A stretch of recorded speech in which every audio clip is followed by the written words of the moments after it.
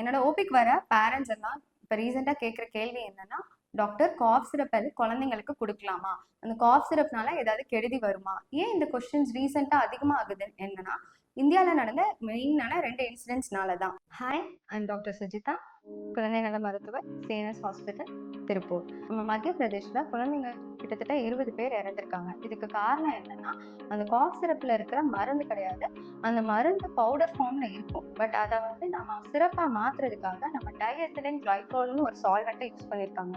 But நார்மலா நம்ம ப்ரொபிலின் கிளைகால்ன்ற ஒரு சால்வெண்ட் தான் யூஸ் பண்ணுவாங்க. பட் இந்த மருந்து கம்பெனி என்ன பண்ணியிருக்காங்கன்னா, அவங்க டைஎத்திலின் கிளைகால்ன்ற ஒரு சால்வெண்ட்டை யூஸ் பண்ணதுனால இது கிட்னியை பாதிச்சு நிறைய குழந்தைகள் இறந்திருக்காங்க. இன்னொரு இன்சிடென்ட் எங்க நடந்துச்சுன்னா, ராஜஸ்தான்ல. இங்க என்னன்னா, 2 குழந்தைங்க 5 வயசுக்கு கீழே இருக்கிற குழந்தைங்க டெக்ஸ்ட்ரோமெத்தார்பன் உள்ள காஃப் சிரப்பை குடிச்சதுனால இறந்தாங்க. இந்த டெக்ஸ்ட்ரோமெத்தார்பன் என்பது என்ன பண்ணும்னா, நம்மளோட பிரெயின்ல இருக்க காஃப் சென்டரை சப்ரஸ் பண்ணும். பட் இதுவே 5 வயசுக்கு கீழே இருக்கிற குழந்தைங்களுக்கு இதை கொடுக்கறதுனால என்ன ஆகும்னா, அவங்களுக்கு மூச்சு திணறல் ஏற்பட்டு இறக்கிறதுக்கு கூட வாய்ப்பு இருக்கு. அதனாலதான் நம்ம குழந்தைகளுக்கு எப்பவுமே காஃப் சிரப் என்பது குழந்தை நல மருத்துவரை கேட்டுட்டு கொடுக்கறது தான் கரெக்டா. ஆக்சுவலி நம்ம இந்தியன் அகாடமி ஆஃப் பீடியாட்ரிக்ஸ் என்ன சொல்லியிருக்கோம்னா, 2 வயசு கீழே இருக்கிற குழந்தைங்களுக்கு காஃப் சிரப் கொடுக்கறத தவிர்க்கணும். எஸ்பெஷலி குழந்தைங்களுக்கு சளி பிடிச்சிச்சுன்னா நம்ம ஹாஸ்பிட்டல் கூட்டிட்டு போய் பீடியாட்ரிஷனை பார்க்கணும்.